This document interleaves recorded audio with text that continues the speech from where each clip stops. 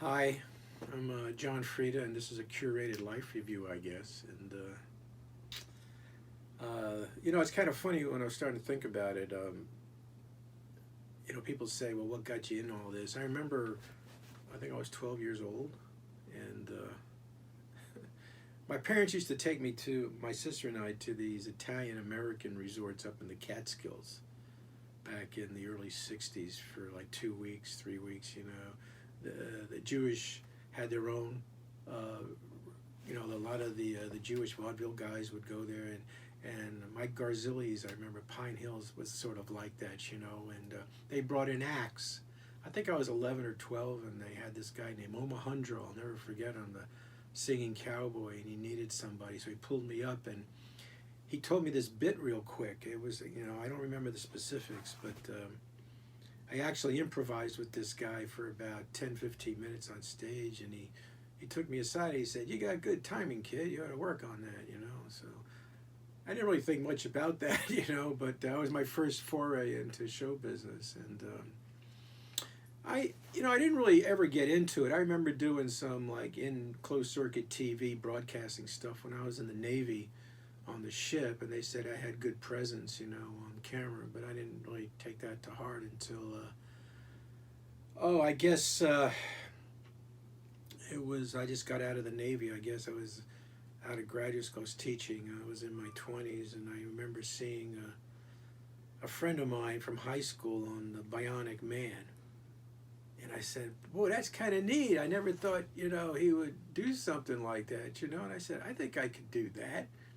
So I ended up taking these workshops at a local dinner theater with this older character actor. At that time, he had 15 to 20 years on me, and I took a couple workshops, and he said, "Oh, you got some skills, kid. Would you like to work in a professional dinner theater?" And I said, "Yeah." He says, "Well, first you're going to have to go do some community theater. Let me take a look at you." So he did that, and I think I mentioned that in one of my other ones where the first show I ever did, one of the actresses had a panic attack, and I had to improvise opening night, my first actual stage show, and they told me it only goes up from here, So I ended up doing dinner theater part time, and then I switched out from teaching full time to acting full time, and then teaching part time. But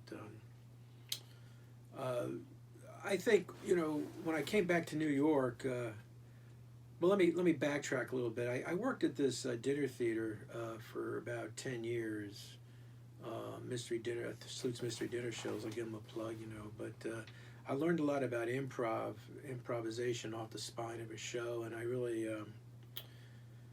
I worked with a lot of talented people down there in Florida that were able to do that, and that kind of helped, gave me confidence, and did some movies down in Florida. But actually, my big break is when I came back to New York 12 years ago, and in a film called The Family, and Luc Besson picked me over 200 people to give it this major supporting role, and I was ready for it at that time, But that was my big break for that, and then TV shows and things of that sort. But I remember, when I think back from that first dinner theater experience in Florida, I had a mentor there named Lowell Fenner, who taught me my first workshops, and he kept telling me, he said, if you're gonna do this, John, you either got to go to New York or L.A. He said, Florida's good, but if you're gonna make this a career,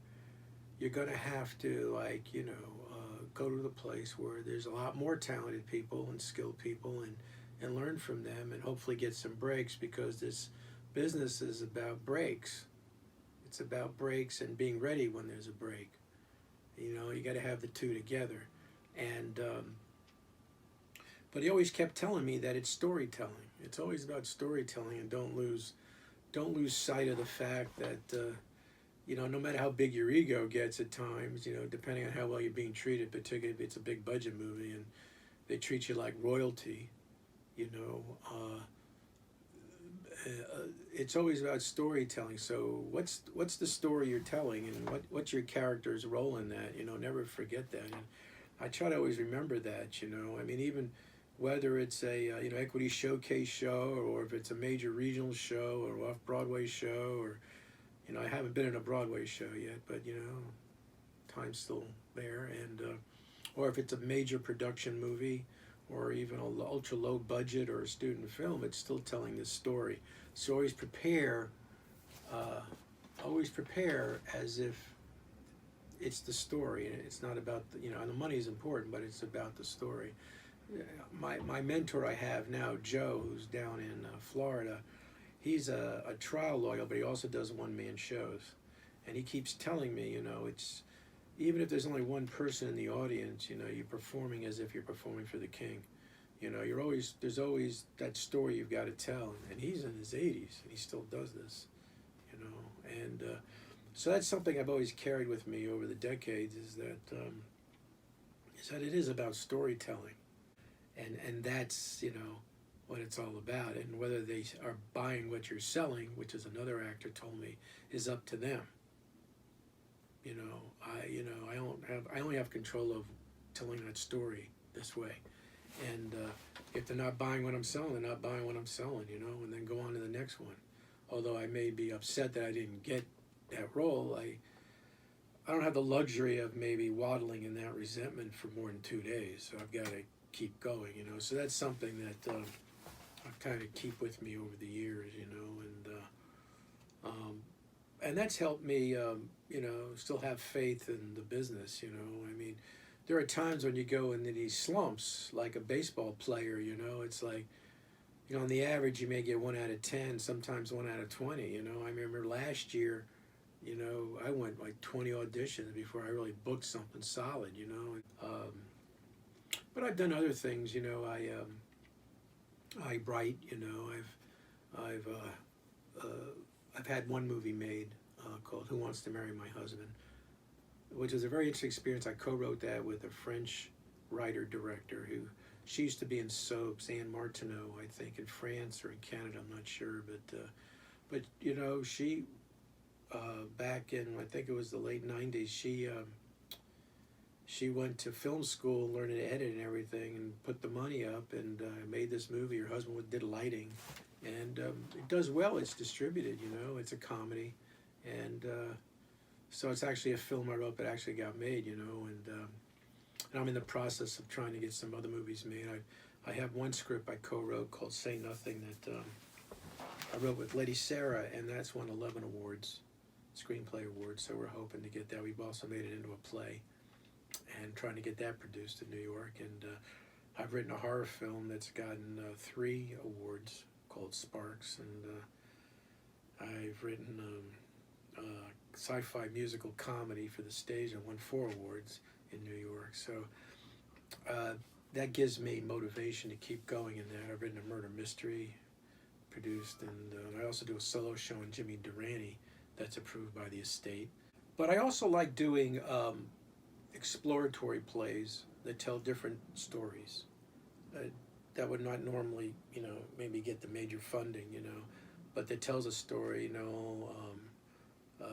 I did one called Circus Dreams that may get made into a play. That was a reading where I played this Greek father of a son who gets beat up because he's gay, but he's sort of like an Archie Bunker crossed with Zorba the Greek, which is a fun role, and I played an Israeli, I mean not Israeli, but an old Jewish guy in Mein Kampf, the George Tabori play, and to tackle that side of the issue. And I played a Palestinian on the mulberry tree in a stage reading that looks at the pre-1947 demarcation line between Israel and the Palestinians when they were living together in villages, and then when the line came, the Palestinians had to move out of the house and their friends took over the homes.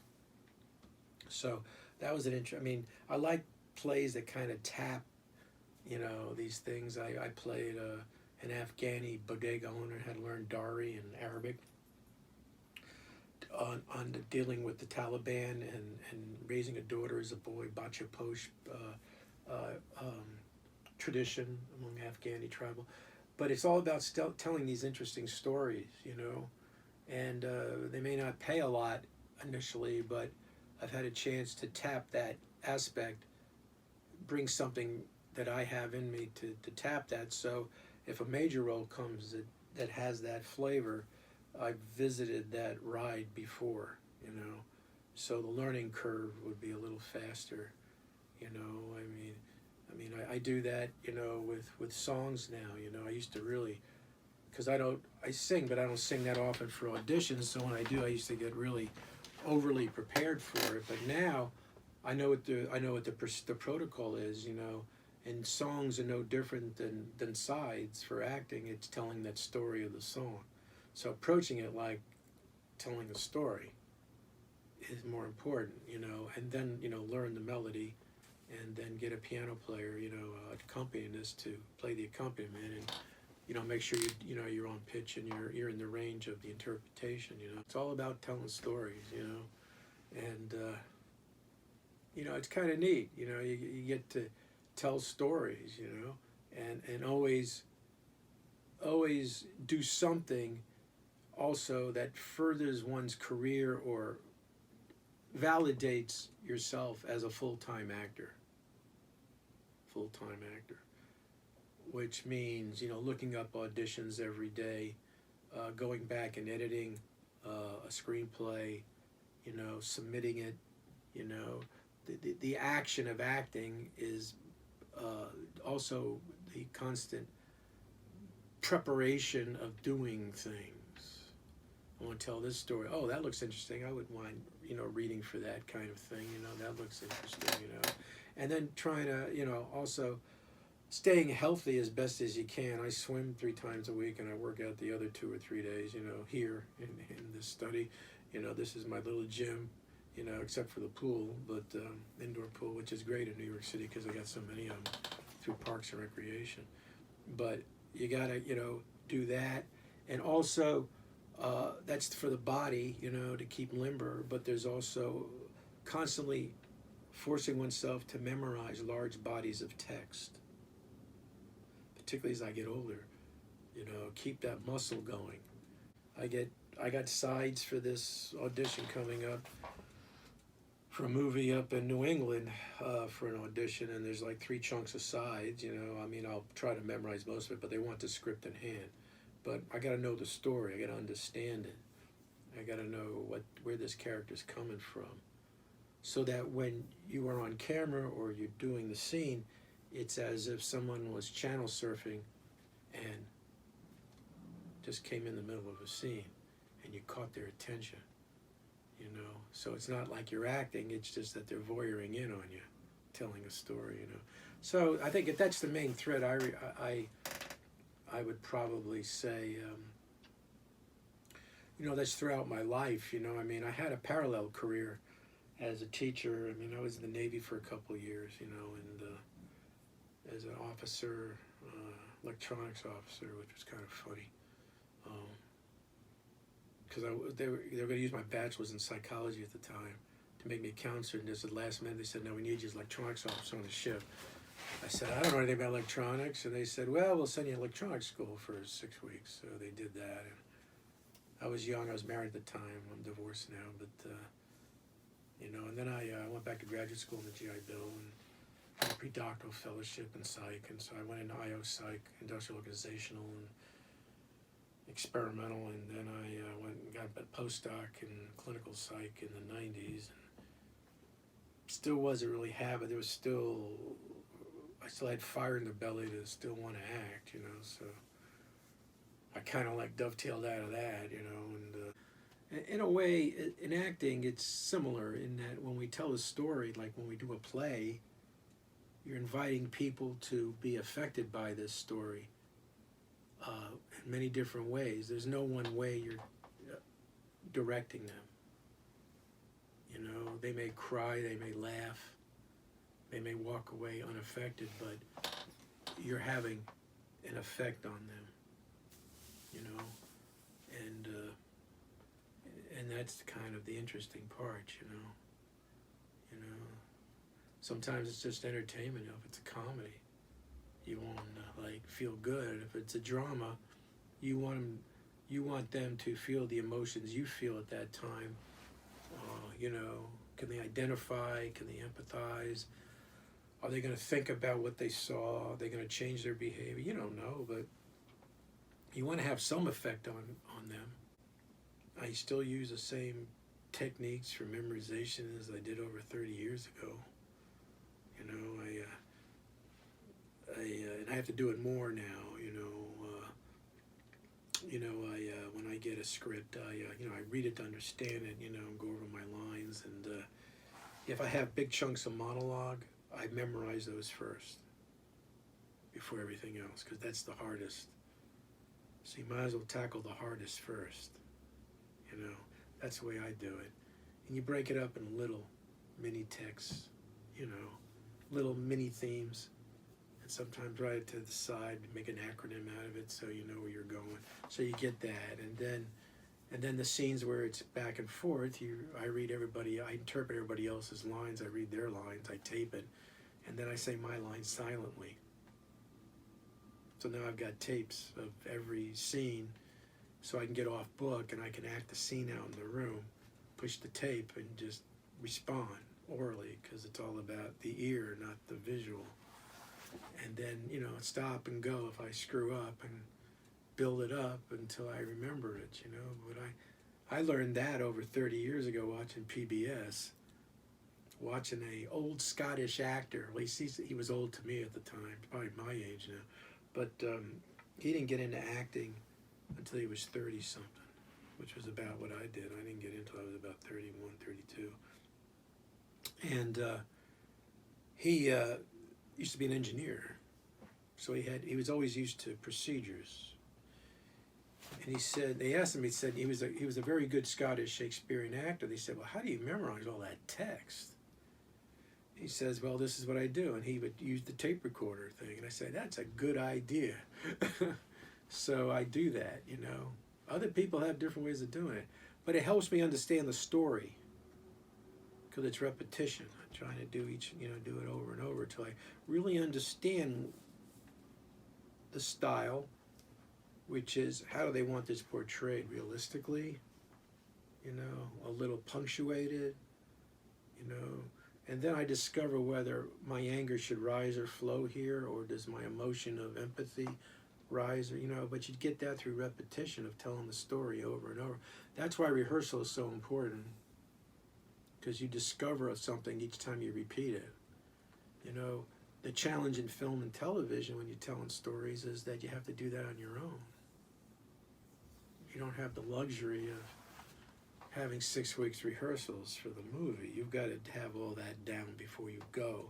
And you may run lines once or twice with your partner, but they've already cast you for your character. So, whereas in theater you get more of a discovery process allowed in that, So each one has its benefits, theater and stage and TV and film have the money aspect associated with it in terms of making a lot more money. But in terms of the challenge of telling a story continuously on stage for 90 to 120 minutes, it's theater. And there's no way you can change that, no matter how robotic you get, or CGI or virtual reality. It's if you can do that, and you can do this. But it doesn't necessarily mean if you can do this, you can do that.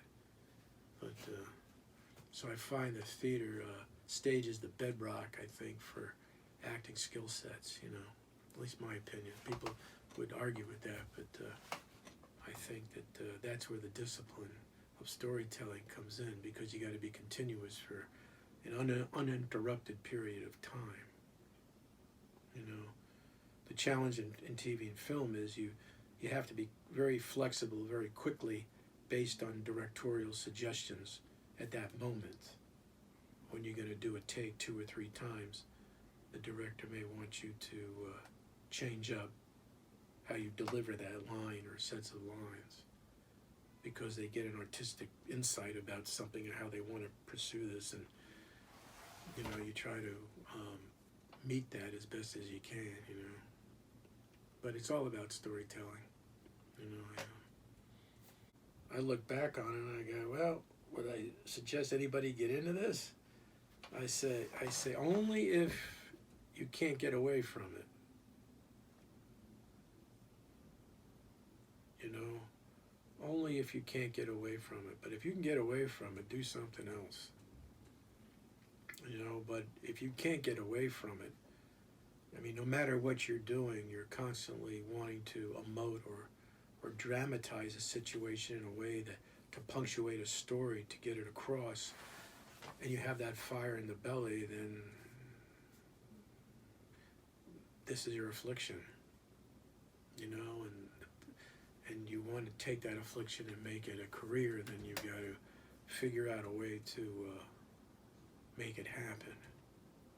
Because, and you've got to be around people that are healthy enough to guide you to do that without killing yourself in the process, in terms of putting yourself in situations where, you know, the desire to emote or dramatize is so strong that you forget the basics of life's necessities, like rent, you know, eating, you know, taking care of yourself.